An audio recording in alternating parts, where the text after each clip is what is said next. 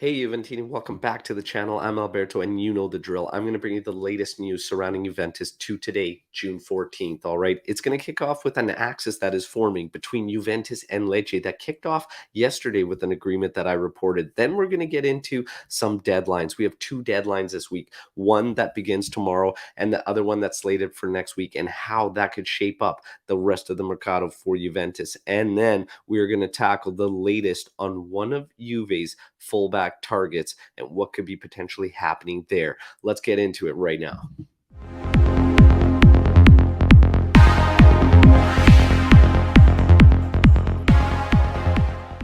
All right, Juventini. So right out of the gate, there is an axis forming between Juventus and Lecce. We heard about it yesterday with an agreement that kicked off with Frabotta being sold to Lecce. Obviously, it is now up to Lecce to reach an agreement with Frabotta, but that deal is basically done. Now they are also turning their sights to Caio Jorge. How this axis could work is basically Lecce helping Juventus and assisting them with players that are easily transferable to Lecce, so helping them financially and gaining players. And then it helps Juventus, as in their players are allowed space on that club to gain experience and gain playing time. So there you have it. That's the axis that is forming between Juventus and Lecce. Kicked off yesterday with the Frabotta agreement, and now they turn their sights to Caio Jorge, potentially some other players, as we heard that they were interested in Dragusin and Ranocchia as well. So that axis is forming. We see what else develops further. Now let's get to a fullback Juventus has had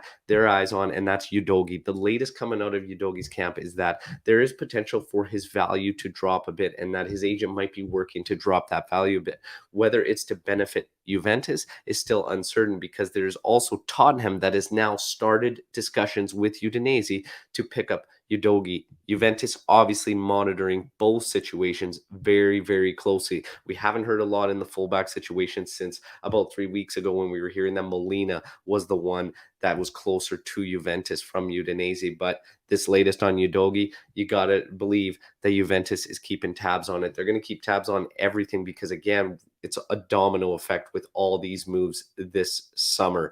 We still haven't got anything finalized, and that makes complete sense why you're not going to see some of these outlying moves, because you got to get the main pieces set up first, and then everything else will fall in line. So the financials are still up in question when you haven't got stuff finalized just as of yet. So we wait to see. Deadlines. Two deadlines this week. The first is tomorrow, June 15th, where Atalanta had to make their decision to pick up the option on Demiral. It is reported now that Atalanta will not. So as of tomorrow, he becomes Juventus property again. Demiral will return to Juventus. It is said that he will evaluate his future at Juventus and just see if it's another move. In my opinion, Juventus would benefit from keeping Demiral around. If it is in fact true that Max Allegri has even let Bonucci know that he won't be used as frequently as he's used to, based on his age and whatnot, and almost taking on that Chiellini-esque role of last season, then it makes even more sense to keep Demiral around. There's no transfer fee involved. You already own the player. The salary is perfectly fine. No issues there. It makes sense to keep him around. Now, in terms of players that we should move, because a lot of the Juventini believe that Demiral has good value. You can move him and help boost your mercado. I still see two other candidates for players we should move. One being Adrien Rabiot. He is on a very, very high salary. If there is in fact a lot of interest in the Premier League, he should be going. But all of the latest reports on Rabiot over the past couple days say that he will remain at Juventus, and he could be used quite a bit next season by Max Allegri. This is not going to take us by surprise. So Rabiot most likely staying put. The next one in the middle of the park is McKennie, and this one might not be big with too many Juventini, but I see him as another candidate of someone that can move. He holds good value. There's many teams interested in McKennie. And to be honest, if we are going to be integrating some of the younger guys into this team, then you could spare one of our midfielders, especially if the Pogba deal is in fact locked and in a matter of 3 days going to be announced that it's Juventus.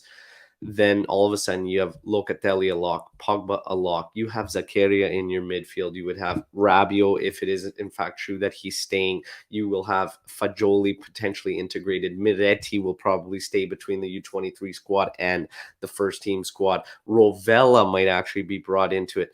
You have enough to work with and spare one of your midfielders. McKennie might be the prime candidate to bring in a good transfer sum that we could use to boost some of the other positions, given what ends up happening with some finalized deals. So that might not be keen with many Juventini, but those are the prime candidates, Rabiot and McKennie, and it doesn't look like Rabiot's going anywhere. So we just wait to see what develops. Now, in terms of the forward, this is the second deadline that's going to be happening. It's later this week, and it is Di Maria. The latest out of Di Maria's camp is that basically there have been no contacts. There's been no responses for Juventus for a matter of days. It's being reported he is setting his way back to Paris, and he will make his decision later this week. Juventus waits no longer than this week for a yes or no for their offer that is on the table for 1 year.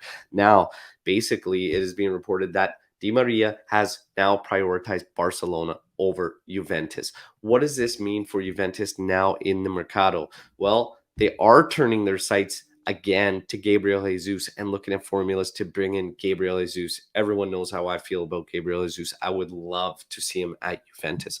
But again, could be a long shot given on fees and whatnot. We have to wait and see.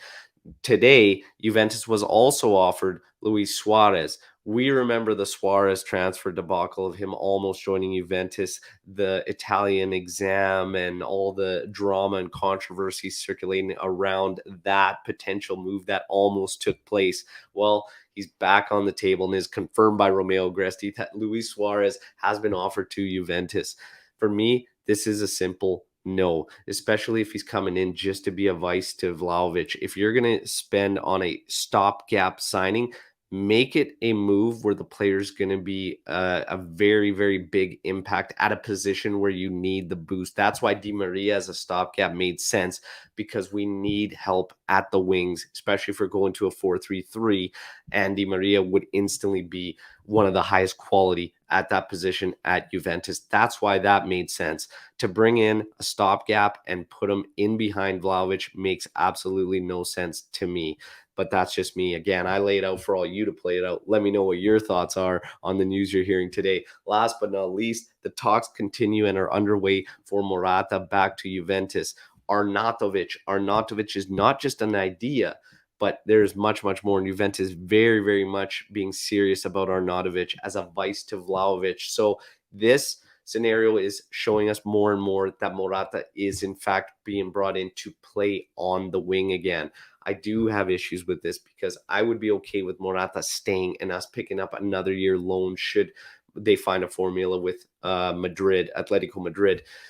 But as a main winger in a 4-3-3, I don't think that's our strongest option out of this Mercado to go this route. Obviously, the Kostic rumors are still remaining and they're very, very strong. And it is said to be full agreement between club and player. It is just down to finding the formula with Frankfurt. So that's good news. But Morata as a main, I'm okay with Morata coming and being vice to Vlahovic and used sparingly to offer rotation at those wings. But to be a main winger, I have an issue with that going into next season. That's just me. And that's all the news that came out today. Again, a lot to kind of take in and wrap your heads around. And again, I keep reiterating there is a domino effect, and that's why we're not going to get confirmations that some of those big pieces are in there. But that's all the news surrounding Juventus to June 14th.